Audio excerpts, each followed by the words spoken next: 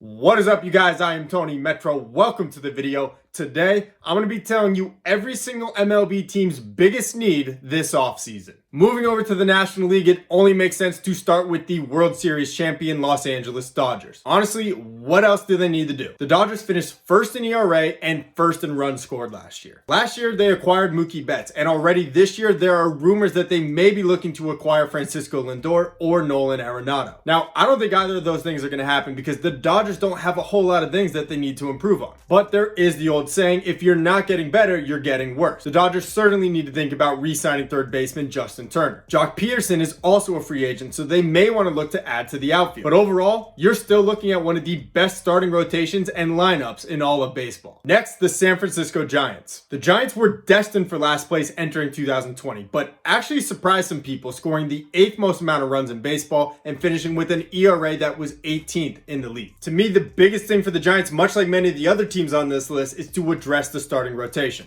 Drew Smyly actually pitched well for the team last year, but left for the Braves in free agency, making the hole even bigger for the Giants. As I mentioned for some of the other teams, there are plenty of starting pitching free agent options, including Trevor Bauer, Jake Odorizzi, and James Paxton. And even going down one tier from there, you still have a guy like Masahiro Tanaka available as well. If the Giants truly believe that they're ready to compete, then the biggest thing they could do is add to the starting rotation. Next, the Colorado Rockies. The Rockies finished 29th in team ERA last year, just one away from being dead last. And this is unfortunately an all too familiar thing for the Rockies, playing in the high altitude of Denver, Colorado. The Rockies bullpen actually had the third worst wins above replacement league-wide at -4.5. So while the Rockies need to improve the rotation, they also need to focus on the bullpen as well. In addition, the Rockies had the second lowest production from the catcher position in 2020. Tony Walters and Drew Brutera made up that tag team last year, so maybe signing a guy like James McCann would benefit the Rockies as well. Next, the Arizona Diamondbacks. The D-backs had high hope entering 2020 and had a disappointing season that saw them finish last in the National League West. They finished 20th in team ERA and 18th in total offense for the year. And a big reason for that was the lack of production that they got from third base. Eduardo Escobar played 54 games at third base for the D-backs last year and hit just .207. If the D-backs really wanted to stick a thorn in their NL West rival side, they should try to pluck Justin Turner away from the Dodgers. Regardless of how they do it, the D-backs need to improve their third base situation entering 2021. Next, the San Diego Padres. The Padres, like the White Sox, are finally emerging from their rebuild and reaping the benefits of it. Last year, the Padres finished third in total runs scored and 6th in team ERA. But if there was one position that didn't hold up its end of the bargain in 2020, it was catcher. Last year, Padres catchers finished with the 4th lowest WAR in the league. Now, the Padres do have former top prospect Francisco Mejia ready to play, but unfortunately for his career, Mejia only has a .225 batting average. And while Mejia may well be a part of the future, the Padres would no doubt benefit from bringing in a more proven player like James McCann or perhaps even JT Realmuto. Moving over to the NL Central, let's start with the Chicago Cubs. Last year, the Cubs finished 15th in team ERA and 20th in total offense. With Kyle Schwarber recently being non-tendered, the Cubs just opened another hole that they'll have to fill this offseason. But to me, the biggest need that the Cubs have this offseason is fixing their bullpen. Last year, the Cubs bullpen was responsible for a -1.5 WAR. But luckily for the Cubs, there are plenty of free agent options available to them. Brad Hand and Liam Hendricks are two immediate people that come to mind. But if the Cubs really want to stick it to their crosstown rival White Sox, they could go out and try to sign Alex Colon. Next, the St. Louis Cardinals. The Cardinals finished 9th in team ERA last year, but 28th in total offense. And a big reason for that was the fall off of catcher Yadier Molina. Yadi, of course, is not the same player that he was in his prime, and now that he's a free agent, he may not even be on the team anymore. In my free agent prediction video, I predicted that JT Realmuto would sign with the St. Louis Cardinals. If Realmuto is not interested in coming to the Cardinals or his price is too high, the Cardinals could always pivot and go after James McCann. Next, the Cincinnati Reds. The Reds finished 7th in team ERA last year, but just 21st in runs scored. The problem for the Reds, though, is that they are now likely to lose Trevor Bauer to free agency. So not only do the Reds have holes in the outfield as well as at shortstop, they now have to figure out how to replace the production of the reigning Cy Young. In all likelihood, the Reds are not going to sign Trevor Bauer, but the next best thing they could do is go down to that second tier of starting pitching to try to replace him. As far as shortstop, they could go after one of the aforementioned free agents that I mentioned in Didi Gregorius, Marcus Semien, or Andrelton Simmons. Next, the Milwaukee Brewers. The Brewers actually finished with the 11th best team ERA, but they finished 26th in total offense. And just like the Diamondbacks, a big reason for that was their production from the third base position. The Brewers had 34-year-old Eric Sogard, who played 43 games for the Brewers at third base in 2020.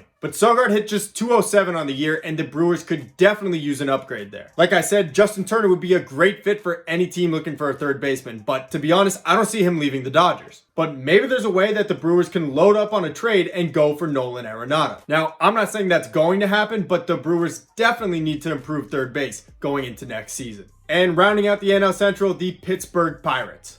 I don't even know where to begin. The Pirates are just dismal. If you take a look at their wins above replacement per position, they are among last in almost every single category. Starting pitching, shortstop, third base, first base, it doesn't matter. The Pirates have one of the worst rosters in baseball. The bad news, there's no quick fixes. The good news, there's plenty of places to improve, so just pick one. Heading over to the NL East, let's start with the New York Mets. Last year, the Mets finished 22nd in team ERA and 13th in total offense. And while the Mets have a few holes between center field and catcher, I think the most glaring one is the starting rotation. In 2020, Noah Syndergaard missed the entire season after getting Tommy John surgery. Then Marcus Stroman sat out for COVID reasons. And to make matters worse, Steven Matz had the worst year of his career, putting his future spot in the rotation in jeopardy. So while catcher and center field are pressing needs for this team, nothing will convince me otherwise that starting pitching is far more important. The Mets are already rumored to be interested in Trevor Bauer, but could always go down to that second tier and get a guy like James Paxton, Jake Odorizzi, or Masahiro Tanaka. Next, the Philadelphia Phillies. If you haven't already watched my free agent prediction video, I am really giving you the hint. In that video, I predicted that closer Liam Hendriks would sign with the Philadelphia Phillies. And the reason for that was because the Phillies had a historically bad bullpen. From the time that ERA became a statistic, the Phillies' 2020 bullpen was the worst in the history of baseball. The Phillies need to address their bullpen if they want any chance of competing next season. Next, the Atlanta Braves. The Atlanta Braves finished 15th in team ERA last season and second in total offense, only behind the Dodgers. One of the biggest needs coming into this offseason for the Braves was their starting pitching, but they already addressed that by signing Charlie Morton last week. There is one need, however, that many people may be forgetting about. Last year, Marcell Ozuna had an MVP caliber season for the Braves, but is now a free agent and may leave for another team. The Braves are going to have to find a way to replace Ozuna's production, who had 18 home runs and 56 RBIs last year. They do have young prospects Austin Riley and Kristen Posh ready to step in for them, but both of those guys have had somewhat slow starts to their career, and the Braves may benefit from having a more sure thing in left field. Next, the Miami Marlins. The Marlins surprised everybody and actually made the playoffs in 2020. Both the Marlins' team ERA and total offense finished 21st in the league. With their young rotation beginning to develop, the Marlins now need to fill out their lineup with some help in the outfield. Marlins left fielders finished with the 24th lowest WAR in baseball, and their right fielders with the 26th lowest WAR. And the last team in the league, the Washington Nationals. The Nationals had their World Series hangover, and it came in the form of injuries to their starting rotation. The Nationals team ERA finished 26 out of 30 teams in baseball this year. Last year, Steven Strasburg missed the entire season due to injury, and Max Scherzer also missed some time as well. The Nationals pushed those starting pitchers along with Patrick Corbin into relief all throughout the 2019 playoffs. And while they were rewarded with a World Series championship, they are now paying the price for it. Overall, the long-term outlook on those three guys is concerning to me, and the Nationals should be too. And those are what I believe are the biggest needs for all 30 teams in Major League Baseball. What do you guys think? Do you agree or disagree with what I said about your favorite team? What team do you think is in the best position heading into next season? And what team do you believe is in the worst position heading into next season? I want to hear from you guys. Let me know what you think in the comments section below. Thank you guys for watching. I have been your host, Tony Metro.